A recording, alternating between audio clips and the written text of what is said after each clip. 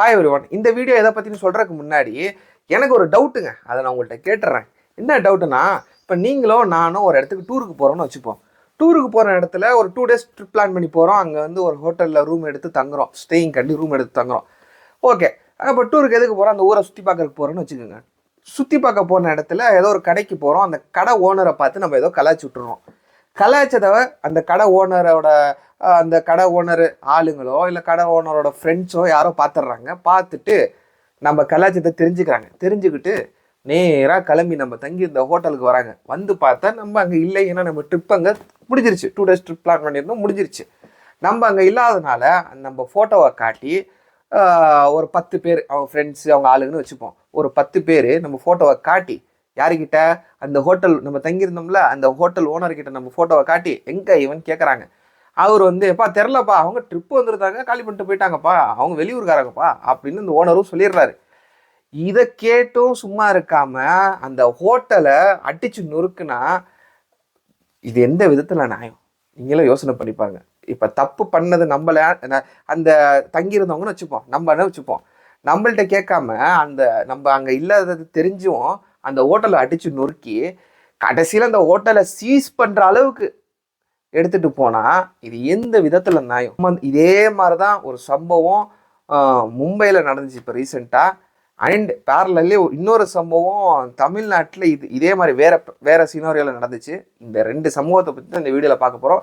வாங்க வீடியோக்குள்ளே போகலாம். அதுக்கு முன்னாடி நம்ம சேனலை சப்ஸ்கிரைப் பண்ணலன்னா சப்ஸ்கிரைப் பண்ணிக்கோங்க.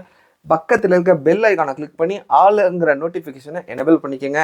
அப்போ தான் நம்ம சேனலில் வீடியோ அப்லோட் பண்ண உடனே உங்களுக்கு அந்த வீடியோ உங்கள் நோட்டிஃபிகேஷனில் வரும். வாங்க வீடியோக்குள்ளே போகலாம். ஓகே, ஃபஸ்ட்டு வந்து அந்த மகாராஷ்டிரா சீனை பற்றி பார்ப்போம். மகாராஷ்டிராவில் நடந்த சம்பவத்தை பற்றி பார்ப்போம். மகாராஷ்டிராவில் மும்பையில் ஒரு ஸ்டாண்டப் காமெடியன்னு எல்லாத்துக்கும் தெரியும். சவுத்துலேயே ஏகப்பட்ட ஸ்டாண்டப் காமெடியன் இருக்காங்க. அதே மாதிரி ஒரு ஸ்டாண்டப் காமெடி மும்பையில். அவரோட பேர் வந்து குணல் காம்ரா. அவர் வந்து என்ன பண்ணுறாருன்னா, ஒரு ஹாபிடேட்னு ஒரு கிளப்பில் ஒரு இடத்துல இவரோட ஷோ ஒன்று நடத்திட்டு இருக்கிறார். நடத்தும் போது அந்த ஷோவில் இவர் எப்படி கலாய்க்கிறாருன்னா, அந்த பழைய ஹிந்தி பாட்டெல்லாம் இருக்கும்ல, பழைய ஹிந்தி பாட்டெல்லாம் எடுத்துக்கிட்டு அதில் இவரோட வரிகளை மாற்றி இவர் வந்து எல்லாத்தையும் பொதுவாக கலாய்க்கிறாரு. அந்த ஷோ பார்க்குறவங்க சிரித்து பார்க்குறவங்க நிறைய பேர் இருக்கிறாங்க, ஆடியன்ஸு. இவர் பொதுவாக எல்லாத்தையும் கலாய்ச்சிக்கிட்டு இருக்காரு. கலாய்க்கும் போது என்ன பண்ணுறாருன்னா, இவர் வந்து அந்த பாட்டு வரிகளில் ஒரு பெரிய கட்சியோட தலைவரை கலாய்ச்சிடுறாரு. ஆனால் அவரோட பேரை அதில் மென்ஷன் பண்ணவே கிடையாது. பண்ணாமல் அப்படியே பொதுவாக கலாய்ச்சிடுறாரு. இதை வந்து இந்த ஷோலாம் முடிஞ்சதுக்கப்புறம் இந்த ஷோவை வந்து அந்த சீசனை வந்து சோஷியல் மீடியாவில் அப்யூஸ்லி அப்லோட் பண்ணுறாங்க. இப்போ எக்ஸாம்பிள் எடுத்துக்கோமே, இப்போ நான் வீடியோ இதை பிடிக்கிறேன். இதை வந்து நான் எப்போ அப்லோட் பண்ணுவேன்னு தெரில. இன்றைக்கி சாயங்காலம் நான் அப்லோட் பண்ணலாம், இல்லை நாளைக்கு நான் அப்லோட் பண்ணலாம். இன்றைக்கி 29th இன்றைக்கி சாயங்காலம் நான் அப்லோட் பண்ணலாம், இல்லை நாளைக்கு நான் அப்லோட் பண்ணலாம். எப்போ வேணால் நான் அப்லோட் பண்ணலாம். இது வந்து ப்ரீ ஷூட்டட் வீடியோ, கரெக்டுங்களா? அதே மாதிரி தான் அந்த ஷோ வந்து லைவில் எதுவுமே அப்லோட் பண்ணலை. அடுத்த நாளும் அப்லோட் பண்ணியிருக்காங்க. அப்லோடு பண்ணதுக்கப்புறம் அதை வந்து அந்த தலைவர் இருக்கிறாருல, அந்த தலைவரோட கட்சி ஆளுங்களோ தோழர்களோ பார்த்துட்றாங்க. பார்த்தோன்னே இது மனுஷனோட இயல்பு தான். இது வந்து நான் தப்பு சொல்லலை, மனுஷனோட இயல்பு தான்.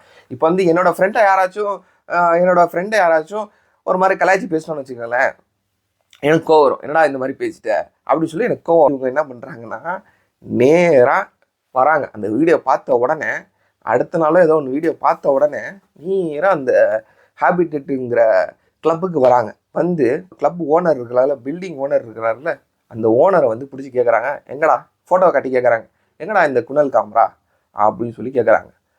குணல் காம்ரா தெரியலப்பா, நான் வந்து இந்த பில்டிங் ஓனரு, நான் வந்து இந்த கிளப்பை வந்து ரெண்ட்டுக்கு கொடுப்பேன். இந்த மாதிரி ஏகப்பட்ட ஷோ நடக்கும், இதை வந்து நான் ரெண்ட்டுக்கு கொடுப்பேன், அவ்வளோதான், எனக்கு தெரியலப்பா அப்படின்னு சொல்லி ஒரு நம்பர் ஏதோ கொடுத்துட்றாரு. பேசிக்கப்பா, எனக்கு தெரியலப்பா அப்படின்னு. என்னடா இப்போ தான் இந்த வீடியோ பார்த்தேன், தெரியல, இப்போ அது தெரியவே இல்லை அப்படிங்கிற அப்படின்னு சொல்லி அந்த வீடியோ பார்த்த உடனே காட்டுறாங்க. இப்போ தான் 1 ஹவருக்கு முன்னாடி இந்த வீடியோ போட்டிருக்கிறான், அதுக்குள்ளே தெரியலங்கிற.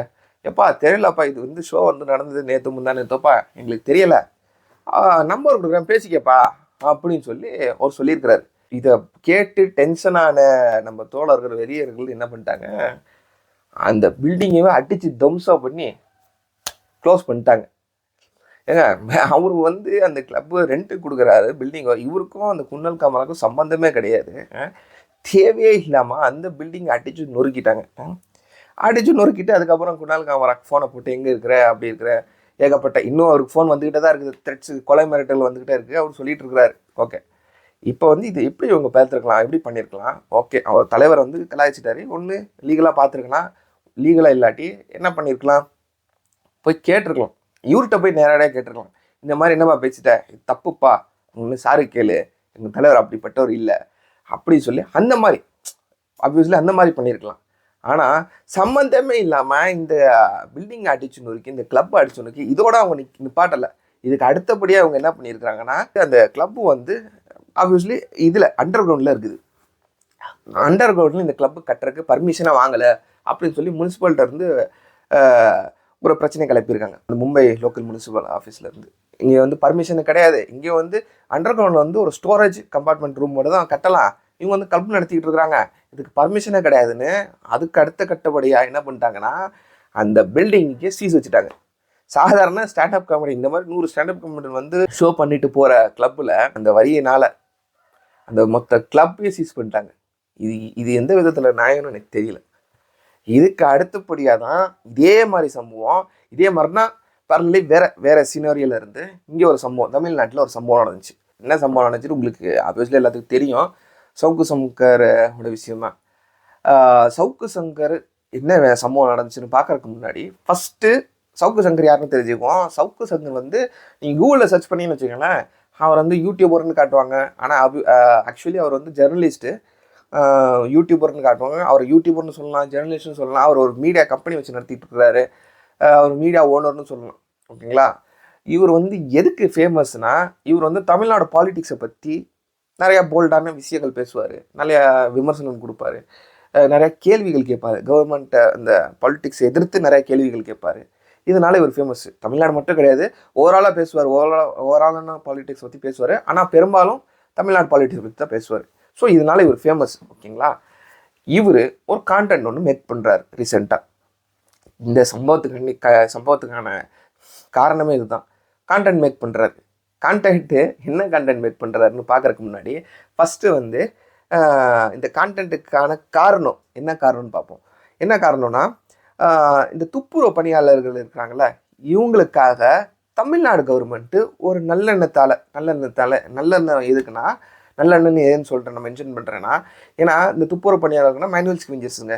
ஒரு மனுஷனோட கழிவை ஒரு மனுஷனை சுத்தம் பண்ணுறதா, அதுவும் கையில் சுத்தம் பண்ணுறதா, வேறோட மனுஷனோட கழிவை அப்படின்னு சொல்லி, இது தவறான செயல், இது தவறு அப்படின்னு சொல்லிட்டு ஒரு நல்லெண்ணத்தால் இந்த தமிழ்நாடு கவர்மெண்ட் என்ன பண்ணுறாங்கன்னா, சென்ட்ரல் கவர்மெண்ட்டோட சேர்ந்து இவங்களுக்கு ஒரு வண்டி கொடுப்போம், வெஹிக்கிள் கொடுப்போம் அப்படின்னு சொல்லி ஒரு இது கொண்டு வராங்க. இந்த ஃபிட்லாம் க்ளீன் பண்ணுறவங்க பாருங்களேன், அவங்களாம் பெரிய டேங்கர் ஒன்று கொண்டு வருவாங்க.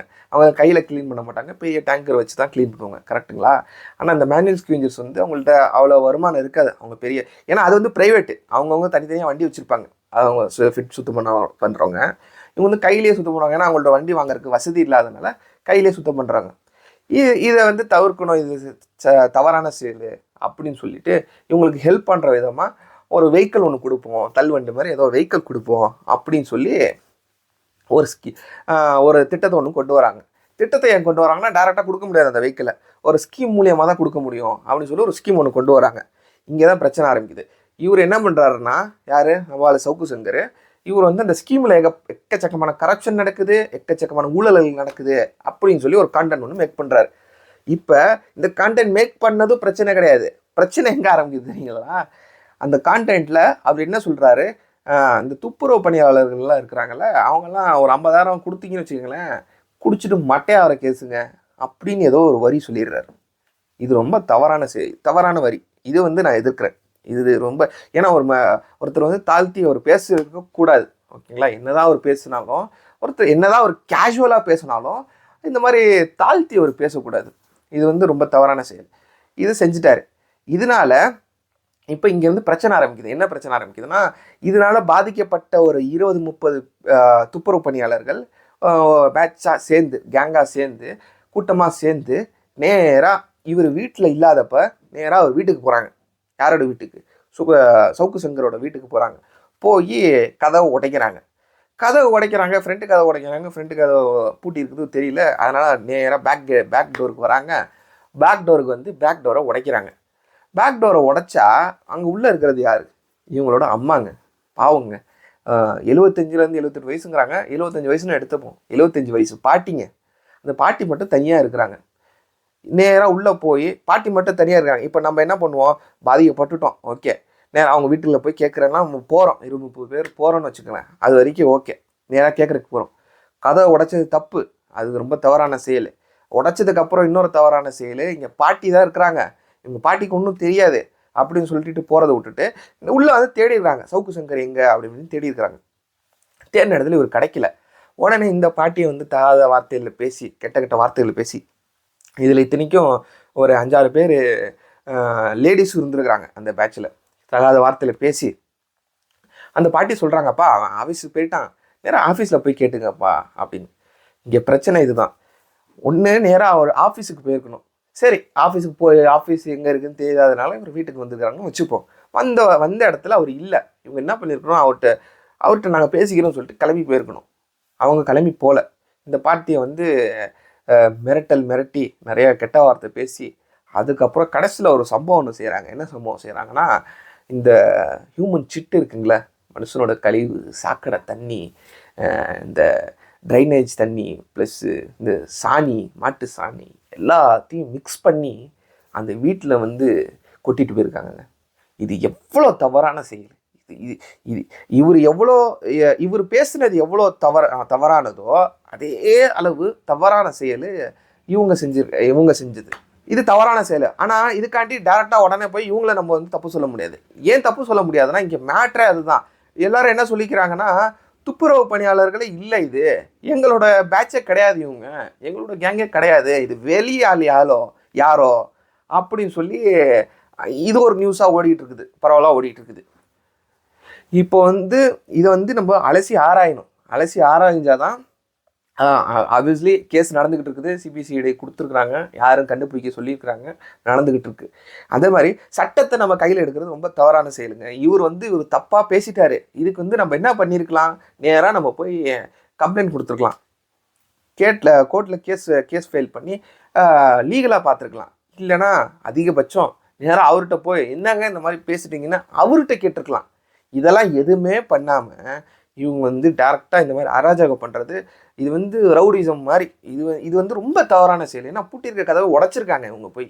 இது ரொம்ப ரொம்ப தவறான செயல். அது பாட்டிக்கு 75 வயசுங்க. ஹியூமன் சீட்டை போய் அங்கே கொட்டி, அந்த சாக்கடையை போய் அங்கே கொட்டி, அந்த பாட்டிக்கு அதனால் ஏதாச்சும் இன்ஃபெக்ஷன், அந்த பாட்டி இறந்துருந்தாங்க, நான் போன உசுறு திரும்பி வருவாங்க. இதிலேருந்து என்ன தெரியுதுன்னா, நம்மளுக்கு இந்தியாவுக்கு சுதந்திரம் வந்து கூட ஃப்ரீடம் ஆஃப் ஸ்பீச்சு நம்மளுக்கு ஒன்று இருக்குது, ஓகேங்களா? அது எல்லாத்துக்கும் தெரியும் நினைக்கிறேன். ஃப்ரீடம் ஆஃப் ஸ்பீச், நீங்கள் இஷ்டப்பட்டதை நீங்கள் பேசலாம், நான் இஷ்டப்பட்டதை நான் பேசலாம். ஆனால் மற்றவங்க ஹர்ட் ஆகாத விதமாக நம்ம பேசணும், ஓகே? அது அதை வந்து நம்ம கிளியராக இருக்கணும். ஆனால் ஃப்ரீடம் ஆஃப் ஸ்பீச்சுன்னு ஒன்று இருக்குது, பேசலாம். பேச்சு உரிமையே கிடையாதுன்னா அப்புறம் யார் தாங்க கேள்வி கேட்குறது? மகாத்மா காந்திஜி அன்னைக்கு அவர் கேள்வி கேட்கலனா, வெள்ளையர்களை எதிர்த்து அவர் கேள்வி கேட்கலனா, பிரிட்டிஷ் ஆளுங்களை எதிர்த்து அவர் கேள்வி கேட்கலனா இன்றைக்கி நம்மளுக்கு சுதந்திரம் கிடச்சிருக்குமா? சுதந்திரம் வாங்கி கொடுத்ததுக்கு அப்புறமும் ஃப்ரீடம் ஆஃப் ஸ்பீச் ஃபண்டமெண்டல் ரைட்ஸ்னு ஒன்று சொல்லி கொடுத்து அதில் ஃப்ரீடம் ஆஃப் ஸ்பீச்னு ஒன்று ஆட் பண்ணியிருக்காங்க. அப்போனா இந்த ஃப்ரீடம் ஆஃப் ஸ்பீச் நம்மளுக்கு கிடையாதா? நம்மளுக்கு மட்டும் கிடையாதா? இது வந்து ஒரு கேள்விக்குறியாக தாங்க இருக்குது. இதை அவங்கள்ட்ட ஷேர் பண்ணணும்னு தோணுச்சு. இங்கே ஏன்னா மகாராஷ்டிராவில் நடந்தது இதே மாதிரி தான். அவர் ஏதோ ஒரு காமெடி ஸ்டாண்டப் காமெடி கொடுத்துருக்காரு. இவர் வந்து யாரும் தாழ்த்தி கூட பேசலை, இவர் காமெடியாக ஏதோ ஜோக்காக பேசிட்டு போயிருக்கிறாரு. இங்கே வந்து இவர் தப்பாக பேசிட்டாரு, கரெக்டு தான், இவர் தப்பாக தான் பேசிட்டாரு. ஆனால் இதுக்கு பதில் வந்து இவங்க செஞ்சது தவறு தான். இவர் பேசுனது எவ்வளோக்கு எவ்வளோ தவறோ இவங்க செஞ்சது அதோட பெரிய தவறு. ஆனால் நான் திருப்பி சொல்கிறேன், இதில் வந்து இன்னொரு விஷயம் ஓடிக்கிட்டு இருக்குது. துப்புரவு பணியாளர்கள் இல்லை அப்படின்னு சொல்லி இன்னொரு கான்ட்ரவர்சி ஓடிக்கிட்டு இருக்குது. பார்ப்போம், நாளடைவில் தான் தெரியும் எது உண்மை எது போயின்னு தெரியும். ஆனால் அது வரைக்கும் நம்ம வெயிட் பண்ணி பார்க்கணும் யார் மேலே தப்பு இருக்குது. நம்ம வந்து வெயிட் பண்ணணும். வெயிட் பண்ணாமல் எடுத்தோன்னு நம்ம வந்து ஒன்றும் முடிவு எடுக்கக்கூடாது. ஓகே, இதை உங்கள்கிட்ட ஷேர் பண்ணணும்னு தோணுச்சு, ஷேர் பண்ணிட்டேன். நாளைக்கு வேறு வீடியோவில் பார்ப்போம். டில் தென் பாய்.